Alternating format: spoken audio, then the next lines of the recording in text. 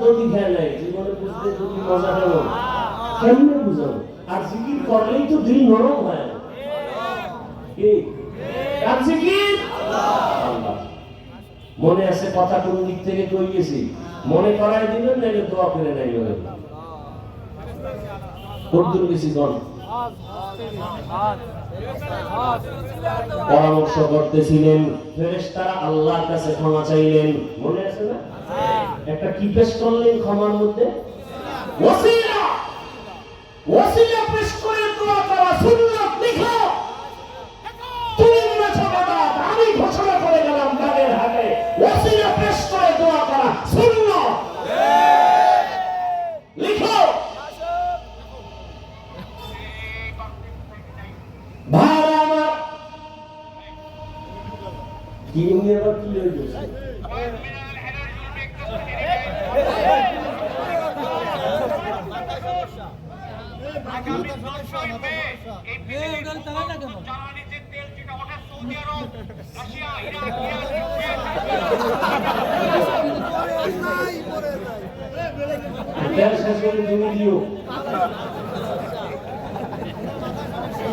পাগলের পাগলাম মরণের মারো কেন লড়াই কেন আল্লাহ হেদায়েত করবে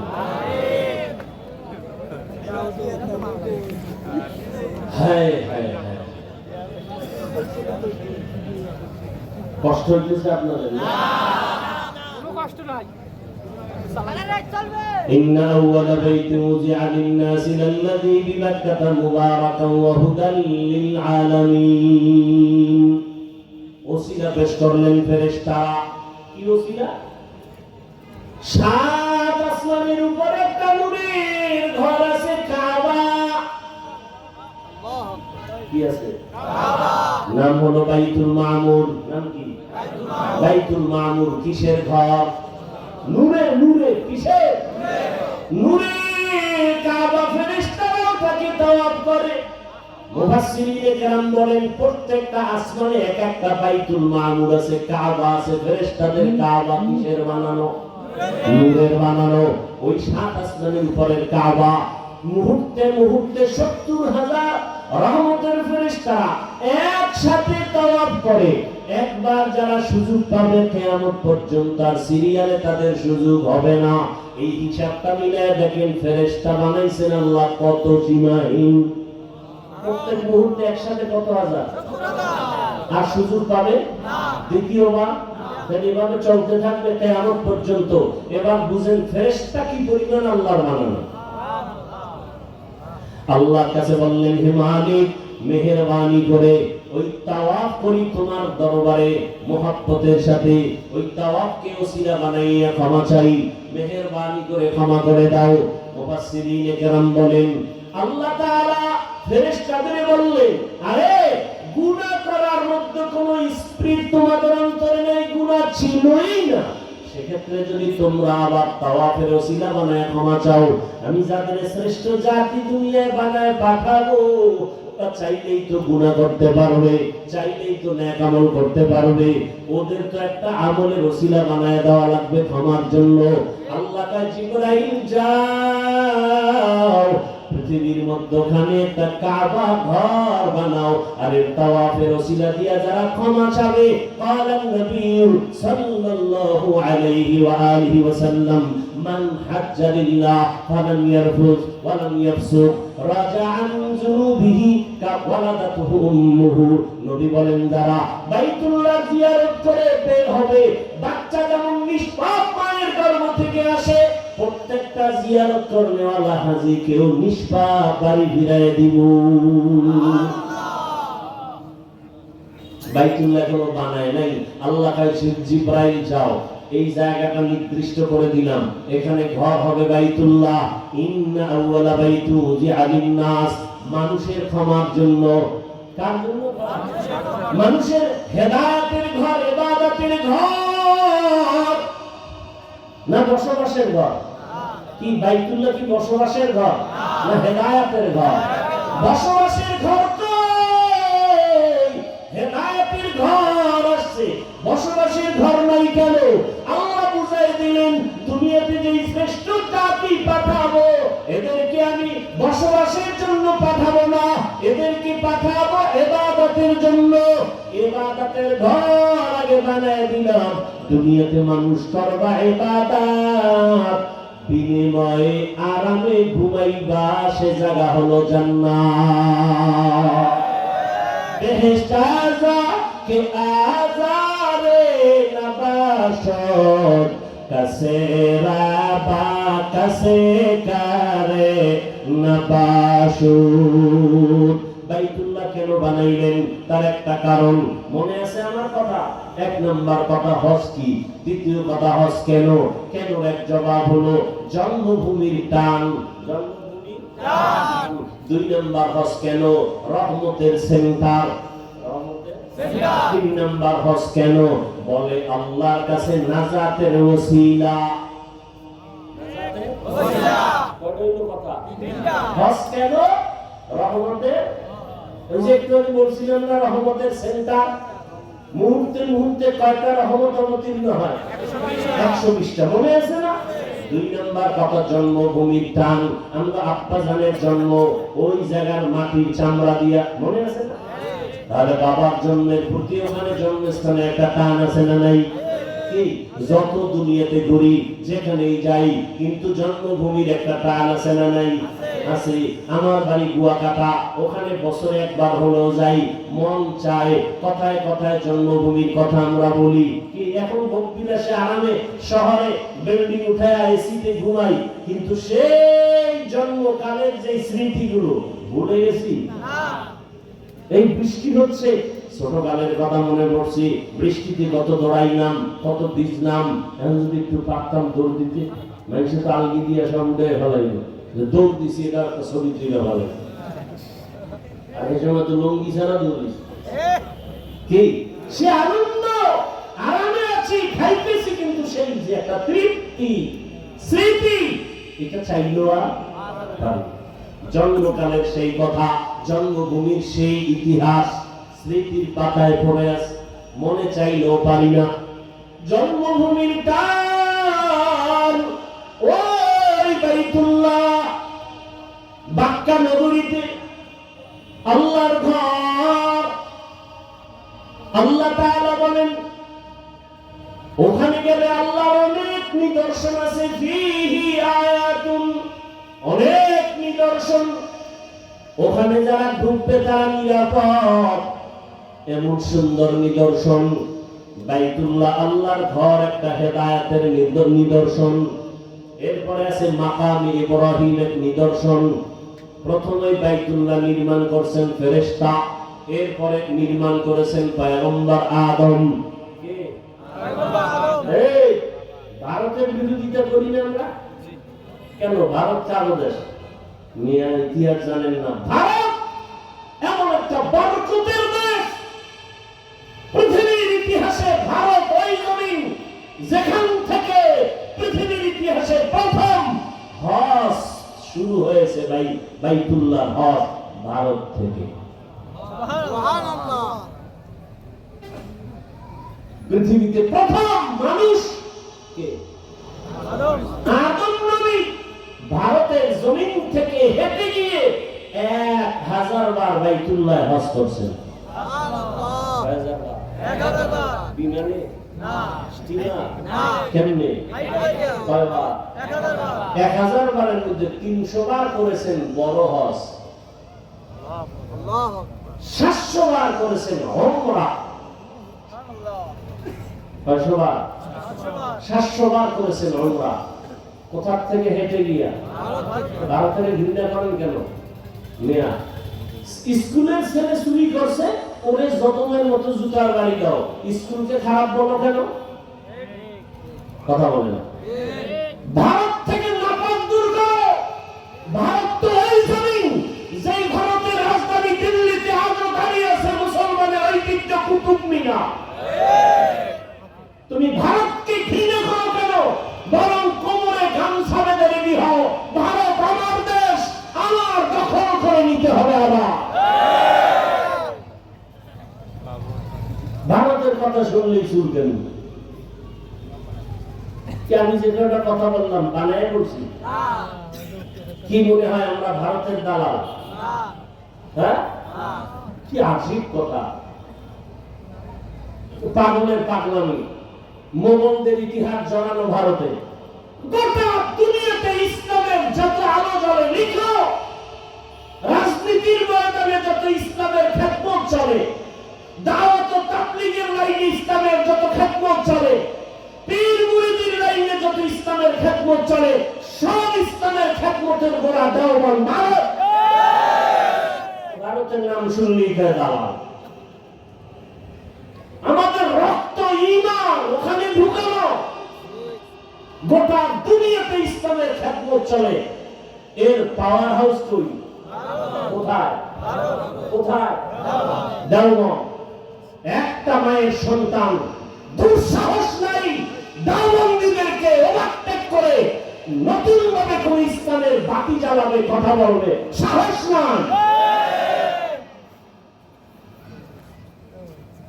মোগলদের ইতিহাস ভারত, কুতুব মিনার দাঁড়ানো ভারত, দিল্লির শাহী জামে মসজিদের খতিব শাহ ওলিউল্লাহ মুহাদ্দিস দেহলভী, সেখানে নামাজ পড়ে আসছি। হাজী ইমদাদুল্লাহ মুহাজির মক্কি তরিকাতের লাইনে রশিদ আহমদ দেওবন্দি, কোথায়? ভারতের কথা বলা যাবে না। রেডি হও, ভারতকে দখল করতে হবে, এটা আমার মা বাবার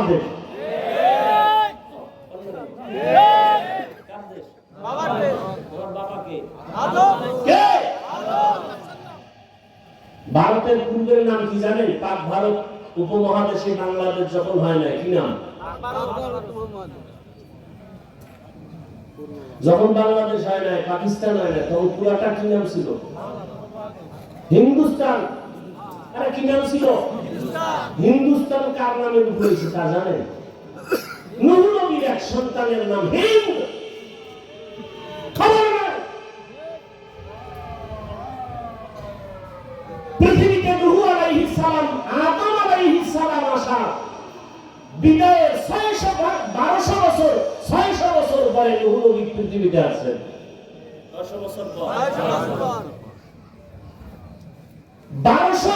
পরে 600 বছর পরে নূহ আলাইহিস সালামের যুগে প্লাবন চলে আসলো। কিচ্ছু ছিল না দুনিয়াতে। ওই নূহ নবীর আল্লাহ কি বানাইতে বলেছিলেন? কিস্তি। বাংলায় কি? না, আজকে থেকে তওবা করেন, নৌকা বলবেন না। এবার আওয়ামী লীগের নৌকা নেই। আচ্ছা বলেন তো, নৌকা কত বড় হয়? 50,000 লোক বসতে পারে? 500, 100? তাহলে নূহ আলাইহিস সালামের ওই যেই বস্তুটা বানাইতে বললেন, কিস্তি ধরেন, এর মধ্যে 40 জন মুমিন ছিল না? তাদের ভক্তরাও ছিল, এবং প্রত্যেক প্রাণীর এক জোড়া করেছিল। গরু এক জোড়া, হাতি এক জোড়া, মহিষ এক জোড়া, ভেড়া এক জোড়া, বকরি। এটা তো মাটির উপরে টিপিতেছি, মাটির তলে আর আছে না? নূহ আলাইহিস সালাম এগুলো যে লইলেন, এটা কি একটা নৌকায় হয়? কি বলবেন বলেন? হ্যাঁ, তাহলে আজকে থেকে তওবা করি, আমরা মিথ্যা ভুল কথা আর বলবো না। নূহ আলাইহিস সালাম কি বানাইছেন? বলেন জাহাজ। বলেন কি? এরপরে তো ঐতিহাসিকরা তার ব্যাখ্যা, কত বড় বানাইছেন, কত ফিট, এগুলো তো আছে। কোন কোন এলাকা তক্তা মক্তা ইয়ে বানাইছেন, এগুলো আছে। তো নৌকা বলেন কেন? কে শিখাই নাই নৌকার কথা? আউলি গেল নৌকা। নূহ নবী কি বলেন সবাই? আমি কি ভাই অযৌক্তিক বলছি? কি আপনার যুক্তিতে ঢুকছে? কি ওটা নৌকা ছিল? কি ছিল? জাহাজ। ছোট না অনেক বড়? অনেক বড়। ওই জাহাজের মধ্যে 40 জন মুমিন, তাদের ভক্ত, এবং নূহ নবীর 3 সন্তান ছিল, হাম, শাম, ইয়াফাস। ইতিহাস পড়েন। নতুন করে রব্বুল আলামিন পুরা পৃথিবীটাকে সাজাইলেন ওই 3 সন্তান দিয়া। শাম চলে গেলেন সিরিয়ায়। ওই বর্তমান সিরিয়া, সেই সময়ের নাম কি? শাম। তার দিয়া শাম দেশ সাজাইছে। নূহ নবীর যেই ছেলের নাম ইয়াফাস, এর আরেক নাম হিন্দ, ওই নামে হিন্দুস্তান তৈরি হয়েছে। তাহলে হিন্দুস্তান দেখেন তো, এজন্য নূহ নবীকে বলা হয় আবুল বাশারে সানি, দ্বিতীয় আদি পিতা। দ্বিতীয়, প্রথম আদি পিতা কে? পৃথিবীতে নতুন করে আবার পুরো পৃথিবী সাজলো কার সন্তানের দ্বারা? নূহ আলাইহিস সালামের। এজন্য তাকে বলা হয় আবুল বাশারে সানি। তাহলে ভারত কি হিন্দুদের দেশ? কি আজীব কথা! আমার বাবার দেশ, আমার দাদার দেশ। অতএব রেডি থাকবেন, ভারতের বিরুদ্ধে নয়। ভারতের উল্টা পাল্টা থাকলে সাইজ করো। আর ভারত আমার বাবার দেশ, আমাদের ইমানের ঘাঁটির দেশ, মুসলমানের ইতিহাসের দেশ। আবার ওই দেশ আমাদের দখল করতে হবে। এবার বলো আমি ভারতের দালাল।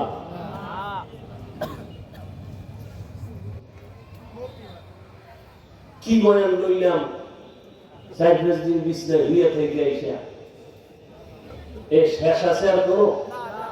যেহেতু নাই আর বাড়াবাড়ি বেশি আর দূরে যাবো না, দুই একটা ঘটনা টেনে মোনাজাত দিয়ে দিই। আল্লাহ, তাহলে বাইতুল্লাহ হজ কেন? তিনটা কারণ বলছি। রহমতের সেন্টার, রহমতের। আচ্ছা, আগে রেডিও বাজাইতে নি? রেডিও বাজাইতো না? রেডিও বাজাইতে গেলে কি এটা উত্তর দিকে ফিরে বাজাইতো? কোন দিক? না না, কোথায়? আরে ভাই বলেন না, মুরব্বীরা রেডিও বাজাইতো ঢাকার দিকে ফিরে রাখতো মুখ। সত্য কথাটা বলতে সমস্যা কি? কোথায় ফিরে রাখতো? কেন? সেন্টার কোন? ঢাকা। কুমিল্লা চ্যানেল দিলে কুমিল্লা, কথা ঠিক না? খুলনা বেতার দিলে খুলনা, খুলনা বেতার সেন্টার ফিরে যদি এবার ঢাকার দিকে ফিরে আওয়াজ হয় না, বো বো করে। তাহলে ঢাকার দিকে রেডিও সেন্টারের মুখটা ফিরায় কেন? ওখানে হলো মূল চ্যানেলের সেন্টার, কথা ঠিক? আচ্ছা, আমার আল্লাহ কয়জন? কোথায়? জমিনে নাই। হ্যাঁ, কোন দিক? পশ্চিম। আল্লাহ কি পশ্চিমে? পূবে নাই, দক্ষিণে নাই, তো পশ্চিম দিকে ফিরে নামাজ পড়েন কেন? হ্যাঁ, আল্লাহ কি কাবায় বলে দিছে? সেখানে কেন? এই যে একটু আগে কি করছি, রহমতে।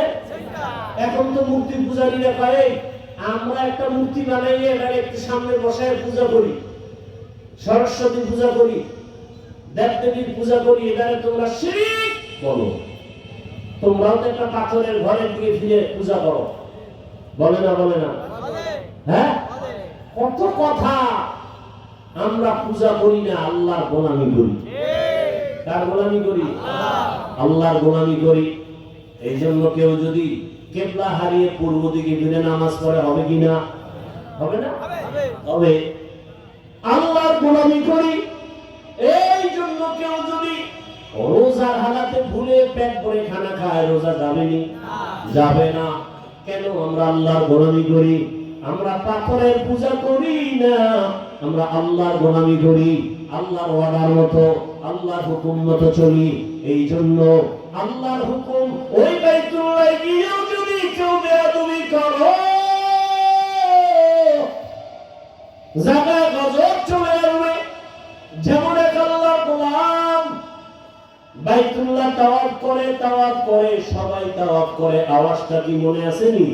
লাব্বাইক আল্লাহুম্মা লাব্বাইক, লাব্বাইক লা শারীকা লাক লাব্বাইক, ইন্নাল হামদা ওয়ান নি'মাতা লাক ওয়াল মুলক লা শারীকা লাক। আহা, হজ করতে মনে চায়নি? নিয়ত আছে? এই তাল মিলেন না, দিল থেকে কার নিয়ত আছে যে আমি বাইতুল্লাহ যাব? যাবেন? আল্লাহ কবুল করুন। যারা গেছেন তো আলহামদুলিল্লাহ, যারা যেতে পারেন না যাবেন। যদি আসলেই কোন যাব, তাহলে একটা আমল দিয়ে যাবেন, পারবেন? আমলটা কিন্তু সহজ আবার কঠিন। যদি নামাজ পড়েন একটু দিয়ে লাভ নেই। ফজরের নামাজের পরে সূর্য ওঠার পরে আরো নামাজ আসেনি? এটা কি নামাজ কয়? ইশরাক। কয় রাকাত? 3 রাকাত, 4 রাকাত, 2 রাকাত করে নামাজ পড়বেন। আমি ইসলাম দিয়া যাব, দিল থেকে মহব্বতের সাথে বলছি, এটা একটা মুজাররাদ আমল। যদি কেউ ইশরাকের 4 রাকাত নামাজ প্রতিদিন আদায় করতে পারেন, আপনার বাইতুল্লাহ জিয়ারত ছাড়া মরণ হবে না। তার মানে ফজর বাদ দিয়া? ফজর বাদ দিয়া নয়, আল্লাহর কাছে বলতে বলতে। কারণ ইশরাক নামাজ যারা পড়বে তাদের সওয়াব কি জানেননি? যেই হজ কবুল হইছে সেই সওয়াব পাবে। সুবহানাল্লাহ। তাহলে আল্লাহ হজ না করায় কবুল করাইবে? হ্যাঁ, আরো কথা আছে বাইতুল্লাহর হিসাবে। কত মজার মজার কথা বলার সময় নাই। ওই আল্লাহর বান্দারা তাওয়াফ করে লাব্বাইকের। এক আল্লাহর গোলামকে কেউ ডাকলে চোখের মধ্যে পট্টি লাগানো, বাইতুল্লাহ তাওয়াফ করে সবাই, আরে পট্টি লাগানোওয়ালা চোখ, ওই বান্দা লাব্বাইক বলে না, বলে আল্লাহুম্মা গফিরলি যুনুবি, আল্লাহুম্মা গফিরলি যুনুবি। ও মালিক, আমাকে তুমি মাফ করে দাও।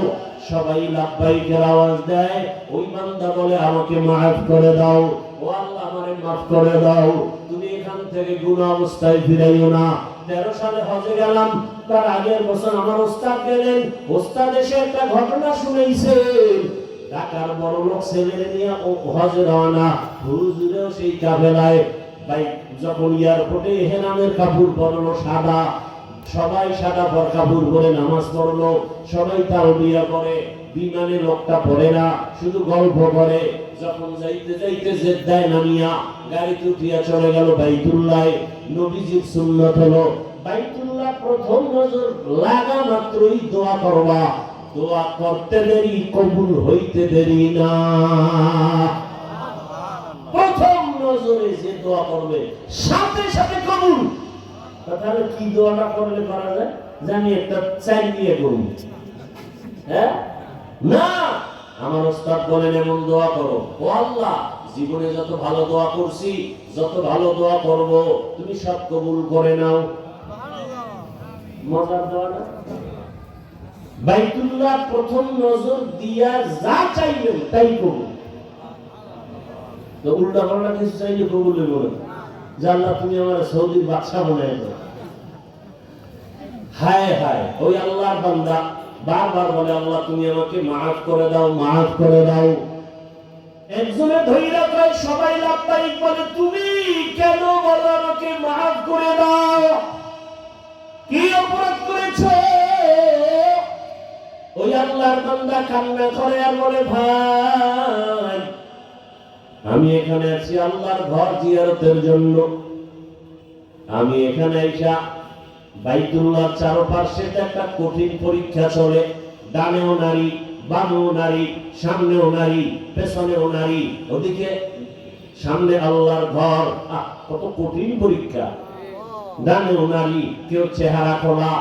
এই এহরাম অবস্থায় চেহারা খোলা রাখবে ঠিক, কিন্তু নারীরা পুরা খোলা রাখবে না। এখন তো আমাদের দেশে ক্যাপ আছে না, চেহারা ঢেকে রাখতে হবে।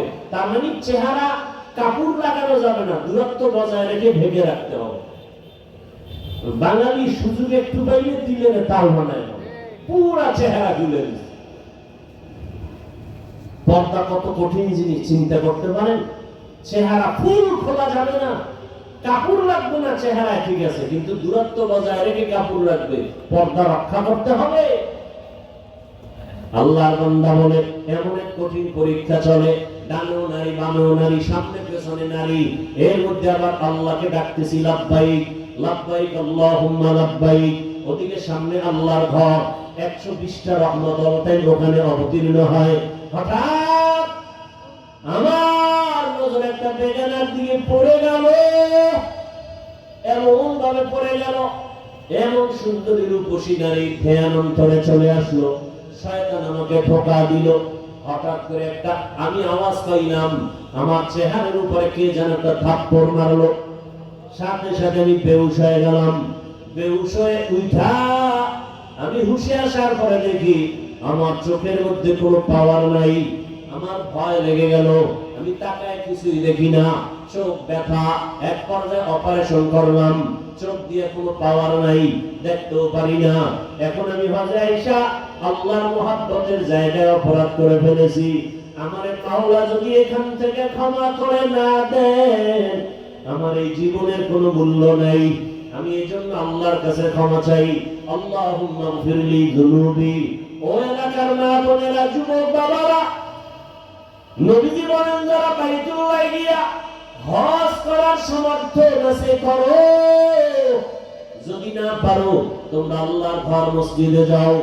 গরীবরা জুমার দিন গিয়া নামাজ আদায় করো, আল্লাহর ঘর মসজিদে গিয়া আল্লাহর মুহাব্বতে সুন্দরভাবে সুন্নাত আদায় করে নামাজ পড়ো। আল্লাহ তাআলা হজের বরকত তোমার আমলনামায় দিবে। শুধু তাই না, হজের সময় হাজী সাহেবরা নখ কাটতে পারবে না, মোষ কাটতে পারবে না, চুল কাটতে পারবে না, সাবান লাগায় গোসল করতে পারবে না, এরপরে জামা কাপড় ধুইতে পারবে না, আতর লাগাইতে পারবে না, ভালো করে সাবান ব্যবহার করা নিষেধ।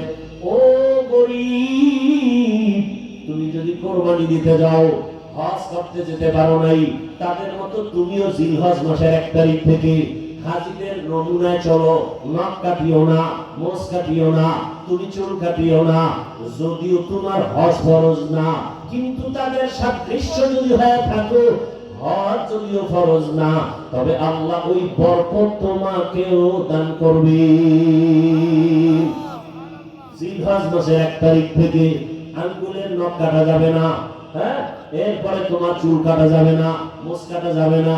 ছোট বাচ্চাকেও যদি এমন রাখতে পারেন, সওয়াব পেয়ে যাবেন, সওয়াব, বরকত থেকে বঞ্চিত হবেন না।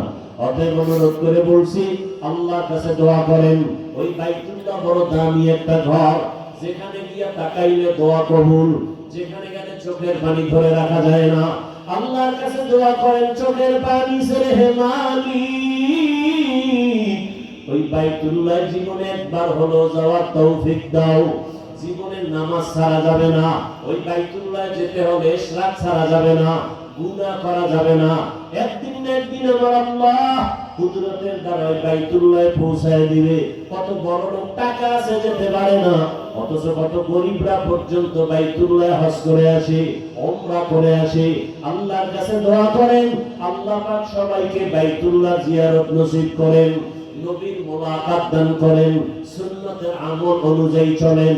ও আমার যুবক বাবারা, তোমার মতো কত যুবক বাইতুল্লাহ যায়, দেখো ওখানে মদিনার খেদমত করে, বাইতুল্লাহর হেরেমে খেদমত করে, ভাগ্য কত তাদের ভালো। আবার কিছু আল্লাহর বান্দার কথা শুনি, মক্কা মদিনায় গিয়া ঠিক মতো নামাজও পড়ে না, কাজ করে, টাকাও মা বাবারে দেয় না। এমন হতভাগা হইও না। আল্লাহর কাছে দোয়া করো, জীবনে গুনাহ তো কম করো নাই, দাড়ি কম কাটো নাই, বেপরদায় কম চলো নাই, মোবাইলে গুনাহ কম করো নাই। এখন থেকে তওবা করে নাও, আর দাড়ি কাটবা না, নামাজ ছাড়বা না, বেপরদায় চলবা না। মা বাবার দোয়া, শিক্ষকের দোয়া, উলামায়ে কেরামের দোয়া পরামর্শ নিয়া নবীজির সুন্নাত অনুযায়ী চলবা। পর্দার আড়ালের মা বোনেরা আল্লাহর কাছে দোয়া করেন, একটা নেককার সন্তানের মা বাবা হয়ে কবরে যাবেন। ডাক্তার হবে নেককার, ইঞ্জিনিয়ার হবে নেককার, প্রফেসর হবে নেককার। ডাক্তার হলেও নামাজ ছাড়বে না, কোরআন তেলাওয়াত ছাড়বে না, মা বাবার জন্য খেদমত করতে ভুলবে না। এমন একজন নেককার ডাক্তারের মা হন, এমন একজন নেককার ইঞ্জিনিয়ারের মা বাবা হয়ে কবরে যান। আল্লাহর কাছে অন্তর করে দোয়া করবেন, একজনের আমিন কবুল হলে সবারটা কবুল হয়ে যাবে। আয় আল্লাহ, মেহেরবানি করে আমাদের সবাইকে আপনার গোলাম হিসাবে কবুল করে নেন, আমিন। আলহামদুলিল্লাহি রাব্বিল আলামিন, والصلاة والسلام على سيد الأنبياء والمرسلين وعلى آله وأصحابه أجمعين يا أرحم الراحمين يا أرحم الراحمين يا أرحم الراحمين رب ارحمهما كما ربياني صغيرا اللهم إنك عفو كريم تحب العفو فاعف عنا اللهم إنا نسألك رضاك والجنة ونعوذ بك من سخطك والنار اللهم إنا نعوذ بك من البرص والجنون والجذام وسيء الأسقام খোদার মালিক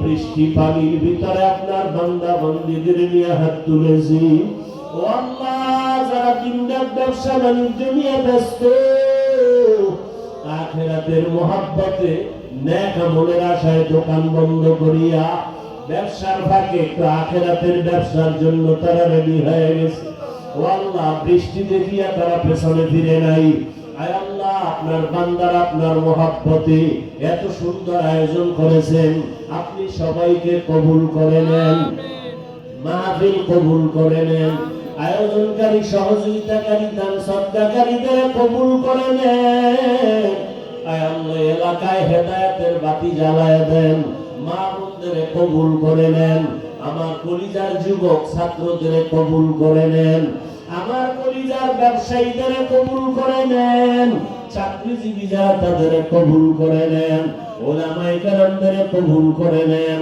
মুরব্বি হাজী সাহেবদের কবুল করে নেন আয় আল্লাহ সারা দুনিয়াবাসীকে মাফ করে দেন যুদ্ধরত অবস্থা থেকে স্বাভাবিক অবস্থায় ফিরিয়ে দেন প্রবাসের জীবনে যারা চাকরি ব্যবসা করে হেফাজত করেন বাংলাদেশ শান্তির দেশ বানায় দেন আয় আল্লাহ দেশ ও ইসলামের জন্য যারা জীবন দিল মাফ করে দেন আয় আল্লাহ মেহেরবানি করে আমাদের সবাইকে দ্বীনের খাদেম বানায় দেন ঈমান আমলের শক্তি বাড়ায় দেন বাতিলের মোকাবেলায় বিজয় দান করেন বাতিলকে বাতিলের দ্বারা দমন করে দেন বাতিলের নেফাকি জাহির করে মুমিনের ঈমান আমল হেফাজত করেন অভাবীদের অভাব দূর করে দেন ঋণ আদায়ের ব্যবস্থা করে দেন আয় আল্লাহ নেফাকি অন্তর থেকে হেফাজত করেন পাঁচ ওয়াক্ত নামাজি বানায় দেন আমার কলিজার যুবক ছাত্রদের কবুল করে নেন যারা লেখাপড়া করে পরীক্ষার্থী কামিয়াবি দান করেন মা বোনদের আবেদা পর্দাওয়ালা বানায় দেন আয় আল্লাহ আমাদের সবাইকে আদবওয়ালা বানায় দেন বেয়াদবি থেকে হেফাজত করেন মোবাইলের গুনাহ থেকে আমাদের হেফাজত করেন চলার পথে ইজ্জতের সাথে হেফাজত করেন পেরেশান মুক্ত জীবন দান করেন ঋণ আদায়ের ব্যবস্থা করে দেন আয় আল্লাহ আমরা যারা হাত তুলেছি জানি না যারা এখানে জীবনে আর বাবা বলে ডাক দিতে পারবে না অনেকে মা হারা অসহায় আয় আল্লাহ মেহেরবানি করে সবার কবর জান্নাত বানায় দেন যারা বেঁচে আছেন হায়াত বাড়ায় দেন অসুস্থ যারা কুদরতের দ্বারা সুস্থ করে দেন আয় আল্লাহ আপনার মতো বড় ডাক্তার কেউ নাই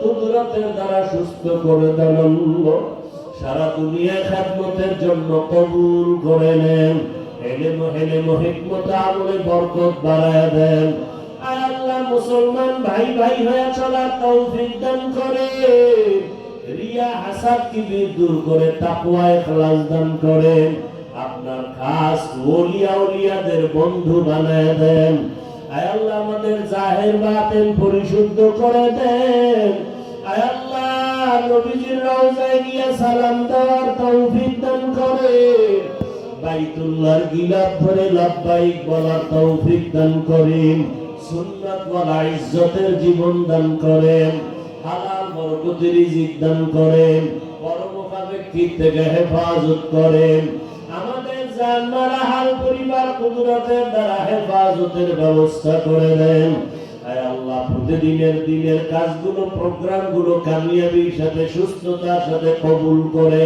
আয় আল্লাহ মেহেরবানি করে কামিয়াবি দান করেন নবীজির মহব্বতে আমাদের সকলের দিলের নেক আশা পূরণ করে দেন আয় আল্লাহ মরণ পর্যন্ত সহি তরিকায় দ্বীনের খেদমতের জন্য কবুল করে নেন সমস্ত দিনের কাজগুলো কুদরতের দ্বারা পরিপূর্ণ আমানতের সাথে আঞ্জাম দেয়ার তৌফিক দান করেন নবীজির মহব্বতে আমাদের সকলের দোয়া কবুল করে নেন হাসবুনাল্লাহু ওয়া নি'মাল ওয়াকিল নি'মাল মাওলা ওয়া নি'মান নাসির ওয়া সাল্লাল্লাহু তাআলা আলা খাইরি খালকিহি মুহাম্মাদিন ওয়া আলিহি ওয়া আসহাবিহি আজমাইন আমিন আমিন আমিন বিরহমাতিকা ইয়া আরহামার রাহিমিন।